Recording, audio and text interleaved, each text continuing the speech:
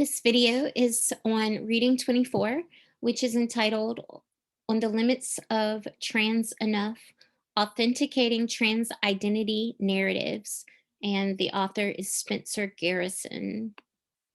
So this reading opens by referencing the Time News magazine's cover story in 2014 with Laverne Cox, and I provided you an image of that cover, and you can see that the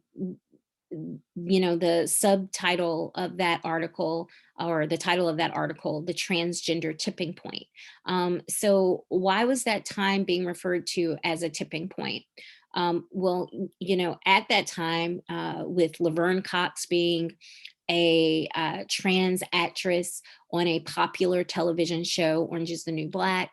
You had Caitlyn Jenner, who had, during this similar time period, had very publicly transitioned. You had, uh, you know, just increased visibility for trans individuals. And with that increased visibility, there were pushes for policies that acknowledge their existence. And so you could kind of think of that tipping point, reference kind of being, we're at this point where we are starting to fully acknowledge these individuals, not just as jokes or outliers or freaks, which, in the decades preceding this, it's not that people were like totally unaware that trans individuals exist, but they existed on the margins of society, as opposed to being fully welcomed and fully included in society. But 2014 was kind of being seen as a kind of turning point, a tipping point. Because if they, if we're reaching the point where we're going to be fully inclusive of these gender identities, then this was really going to change, going to shift, how we think, how we talk, how we discuss gender. And so, that's, your author's starting point here, because as they note on page 249, trans identities are becoming more visible, which has changed the answer to the question, what does it mean to be visibly trans, right? So as more trans people are publicly out as trans individuals, then exactly what does it mean to come out, to live and be visibly recognized as a trans individual? Well, that definition was obviously going to be impacted by the number of people now living their true identities. And so the author kind of, states that most gender scholars have failed to examine how trans and gender variant individuals balance their efforts to destabilize gender categories with social imperatives that demand consistency and cohesion in gender performance. Because on one hand, of course, by being trans, but particularly, by being non-binary, this really destabilizes, pushes back against, these kind of strict, kind of binary definitions of sex, of gender identity, of gender expression, that have been, popular in this country for so long. But, you know, as much as people might think about these individuals as being gender rebels, the author really notes, as far as their own lives, their own identities, their own, interactions, if they push back too much against, what is expected of people in a society that's largely dictated by a gender binary, this comes with some real consequences. And so this piece is focused on, kind of discussing this topic, and it has, several aims, and the author goes over them on page 250. And so, what is the purpose of this piece? What is this piece trying to do? Um, well, uh, it says that they want to show how the threat of identity challenge influences the constructions of these accounts, encouraging respondents with messy stories to balance efforts to center fluidity against the need to maintain social intelligibility. um, the author writes, I find that in order to claim public identities as trans, non binary respondents are often motivated to present accounts that closely reflect prevailing understandings of the trans experience, even when these accounts fail to capture the nuance of their own experience. Um, and so this is going to be a piece that is going to be based around, this author's, their own empirical research. But before we get into that research, um, they provide a little bit of background explanation and material on this idea that gender is an interactional concept. And so we are focused on the theorist Weston Zimmerman, and their claim that gender is a negotiated social achievement. And so therefore gender isn't who we are. It is something that we do and that we have to continuously do. And this is because we people are always trying to determine a person's gender. And they talk about this in the book. They called it the gender attribution process. And people can assist in this process by doing gender and doing gender successfully by, providing their gender displays and offering gender expression that allows people to classify them, um, in this society, to classify them usually in these binary terms, right? That is a man, that is a woman. But this author is also interested in the idea that if gender can be done, it can be undone, which is what they state on page 251. Um, and this relates to the experience and the study of the experience of trans individuals, because as the author notes, you would think that this is a population that would be well placed, to undo this concept of gender, to make it clear, that they are not, playing by, the binary rules, that a lot of us play by when we're doing gender in our daily interactions.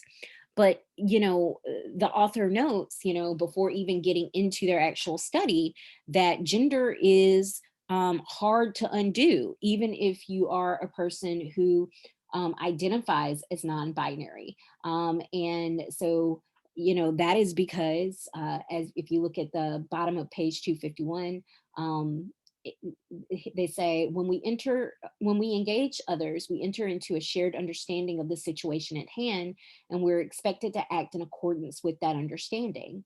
So in this way, um, even if we reject the interaction, others will respond to that refusal and still use it to establish a sense of what's happening. So it's almost impossible to fully opt out of gender performance.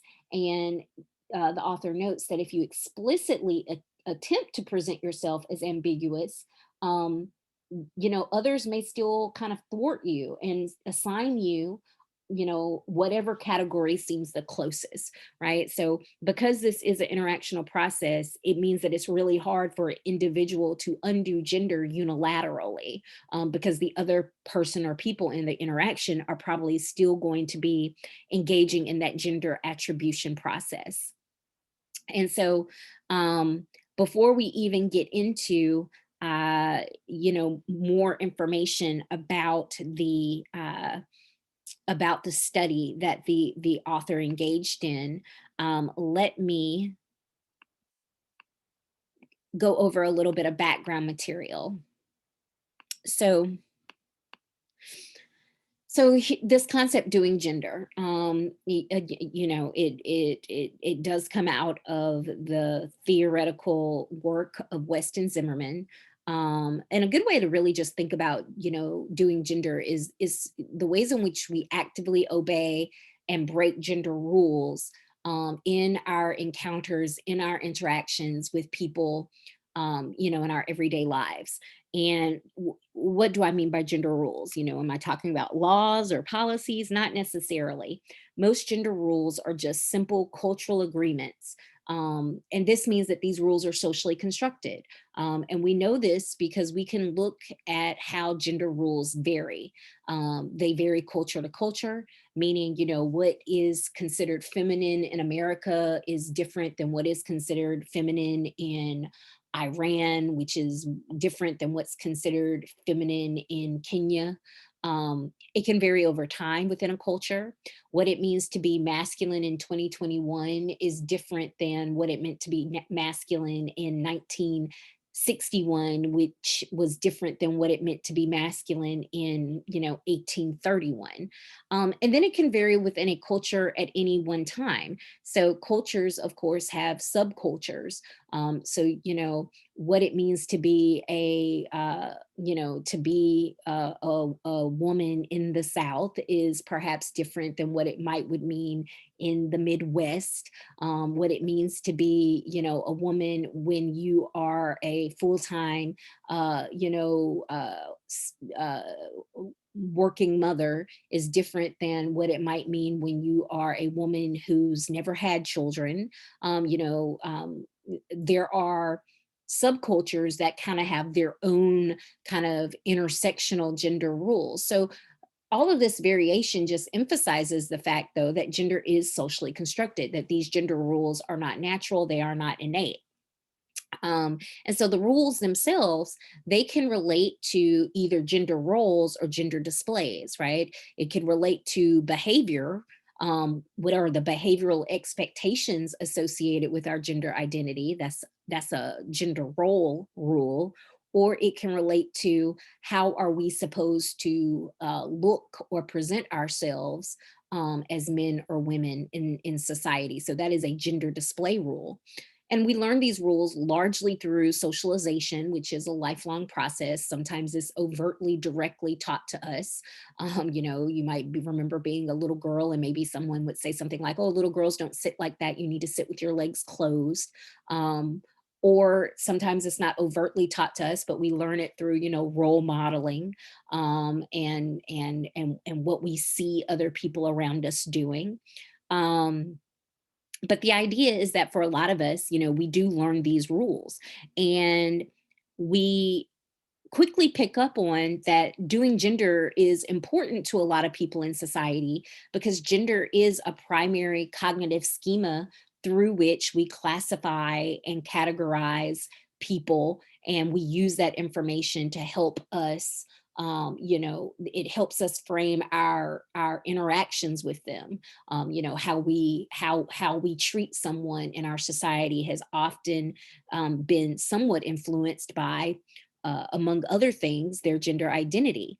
And doing gender, as the author discussed, is how you can help people in that gender attribution process. Is how you can kind of claim your gender identity publicly for people to see. And this is important because humans have what we call low sexual dimorphism, meaning we don't have a lot of physical differences that are very visible, right? Obviously, we have different primary sexual characteristics, but the rules that we have around nudity and decency means that people aren't walking around with their genitalia hanging out.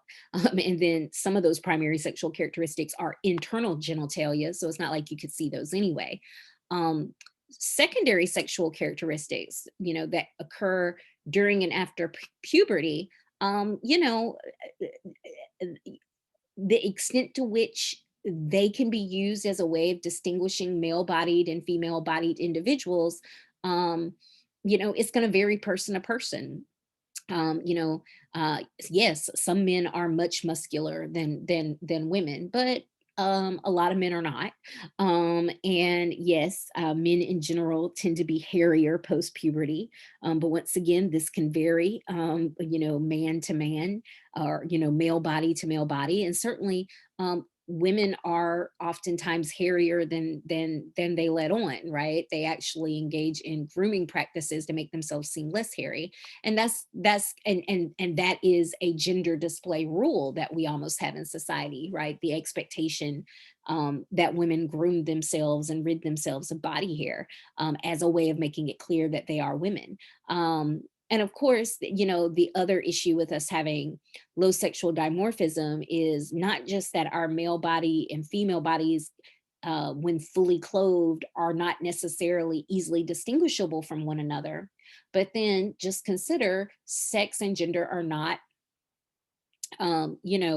necessarily aligned. So, if a person isn't doing gender, it can become very hard, to not to necessarily know what their gender identity is.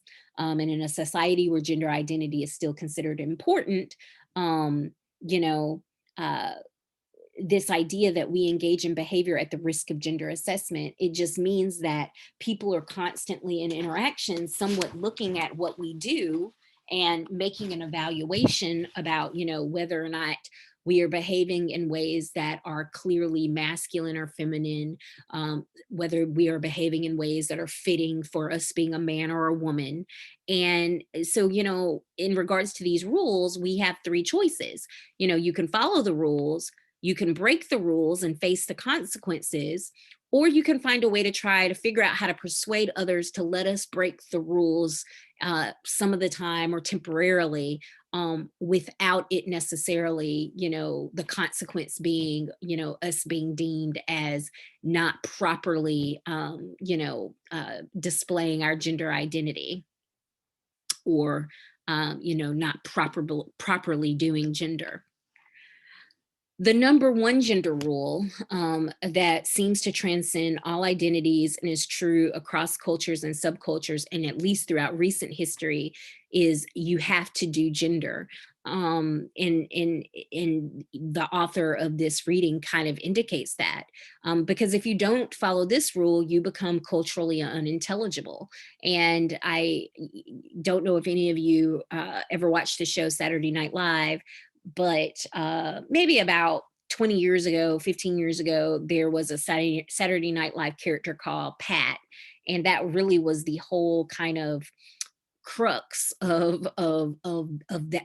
those skits, is the fact that because Pat is not successfully doing gender, when Pat interacts with people, they can't tell based upon Pat's gender display and gender, expression, what their gender identity is, and it leads to some confusion in interactions. And I give you a little clip there, if you would like to check out, one of those skits.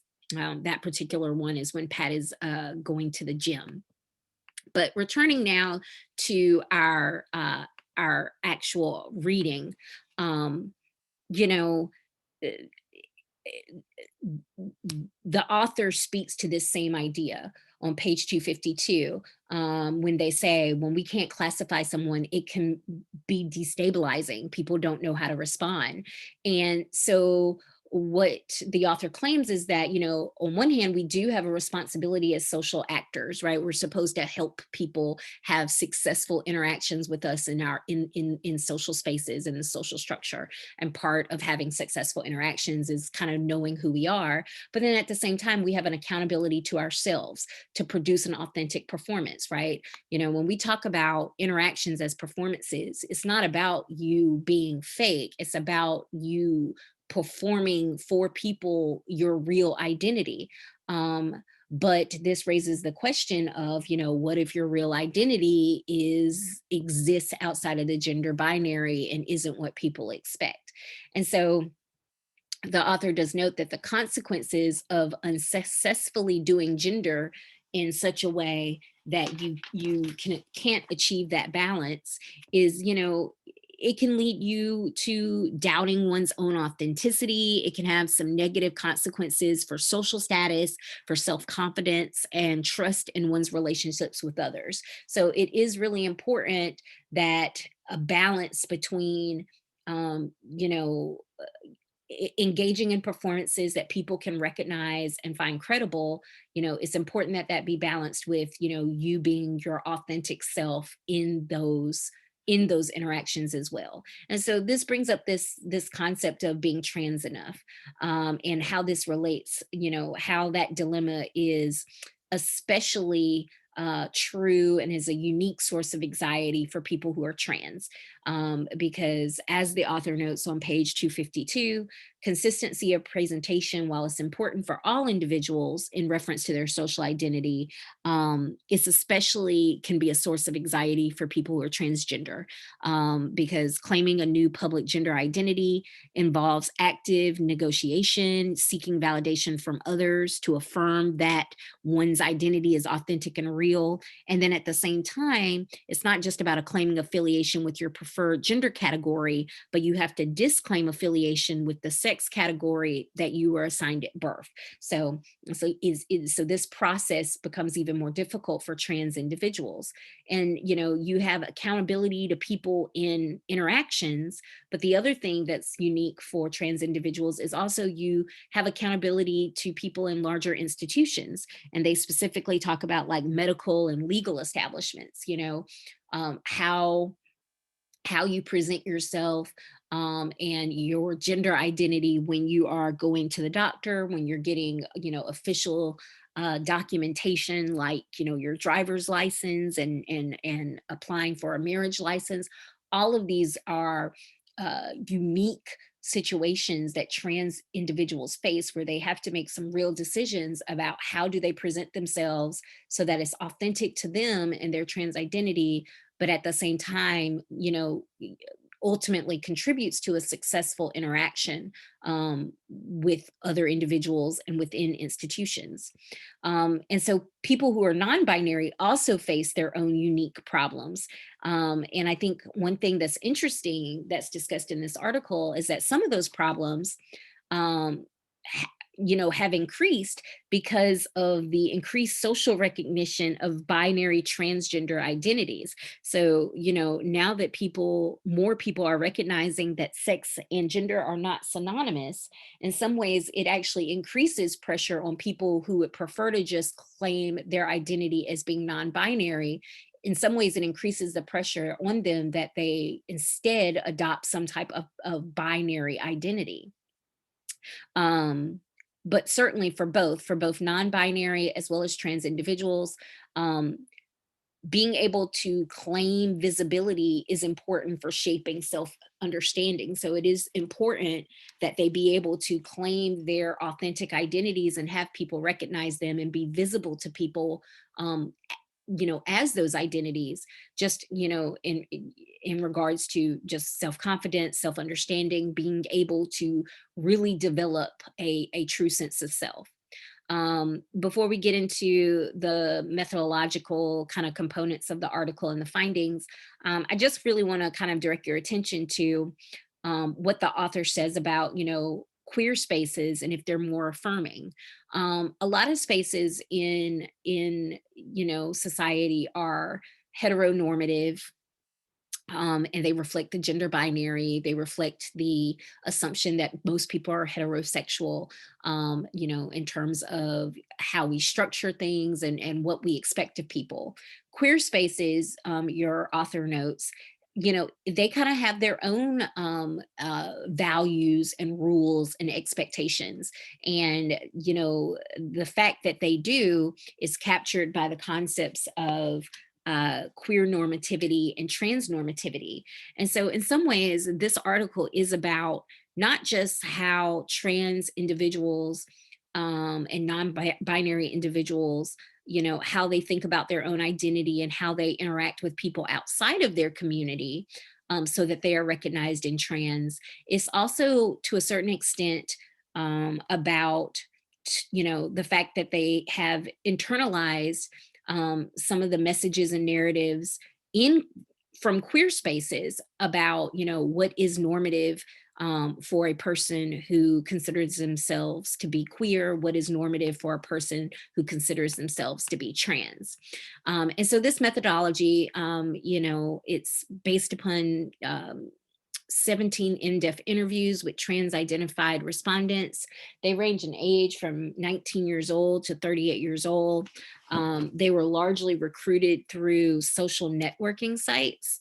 And there are kind of two primary findings. I'm not going to go over them in a lot of detail in the video because I think the reading does a really good job of emphasizing of discussing them. But the first finding is that all respondents had their own perception of the dominant discourse around trans identity, meaning even if people who are not part of this community don't realize there's a dominant discourse, once again, it's this idea that queer normativity, trans normativity, that they have picked up messages about what the normative trans experience is. And so, I kind of list some of those themes that, come up in the interviews about what they say is a normative trans experience. And so the fact that there is this dominant discourse relates to the second finding, that many respondents are worried that if their life history and their trans narratives, if they don't align with that dominant discourse, if they vary from that dominant discourse in some significant way, they're concerned that they're not entitled to the label trans, and their concerns about being trans enough, which is, of course, where the title of this piece comes from. And so oftentimes, when doing these interviews, the author emphasized how they would look back to their childhood experiences to try to find behavior to explain their current identities, right? So they would look back in their childhoods and whether they had really good examples or whether they were really just trying to flush out some examples so that they could lay claim to that dominant discourse, this is what they would do. And the author does note that there are some significant differences in how the binary trans respondents versus the non-binary respondents did this. And, with the non-binary respondents oftentimes being more confident that they've always had this identity and being more adamant that they could trace this identity back to childhood. And one thing that the author does note is that, another distinction between these two groups could be the role of physical transition, that for a lot of the binary trans respondents, they have undergone in various extents some at some level of physical transition so that their gender display, if you will, is more aligning with their gender identity. And their gender identity, of course, is correlated with the binary expectations we have for men and women in our society, because non-binary people, by definition, in virtue of them being non-binary, don't necessarily have the specific rules in the larger at the larger societal level about what it is that we expect non-binary people to look like or act like, right? They don't have very clear gender rules related to that identity. This means, it's harder for them to achieve this. So in some ways, this makes, the adoption of the dominant discourse and them being able to point to, their childhood experiences, and the fact that they've had this identity since childhood, this becomes the sole way or the primary way that they can achieve gender consistency. As unlike the binary trans individuals who can achieve that consistency as adults through their physical bodies and physical appearances. And so the author kind of concludes this piece that it's just going to be unlikely that we can expect these individuals to undo gender, because they're trapped in to a certain extent, like all of us, in this kind of doing gender expectation. And in some ways, and I think this is really interesting, and this is page 260, the author argues that they should not be the group that we rely on to undo gender anyway, because they're already disenfranchised in society, and to kind of to kind of stack another expectation, another requirement on a group that's already vulnerable, that's already marginalized, the author, seems to suggest is not fair. That instead we really should be thinking about the way that the dominant group in society, which are cisgender individuals, how can we undo gender in our interactions? Because we would probably have more privilege and a little bit more safety in engaging in these rule breaking, rule and norm breaking violations, than people who are trans and people who are non-binary. And so that leads to the question that I actually wanted to ask. Admittedly, this reading could be a little hard to follow, but if you focus on that main idea, what do people risk when they attempt to undo gender? And the fact that the reading at the end pushes back on the assumption that transgender and non binary individuals should be looked at as the primary agents of this change, then it raises the question, if you do identify as cisgender, how could you still undo gender? And do you think it is more or less risky for cisgender individuals to engage in practices that undo gender? And what would motivate cisgender individuals to even do this, if it was, less risky for them to do so, and if this was really going to be the way that we could, truly break up, resist, rebel against the binary, is by cisgender people rebelling and resisting the binary. What would incentivize more cisgender people to engage in this type of rule breaking behavior?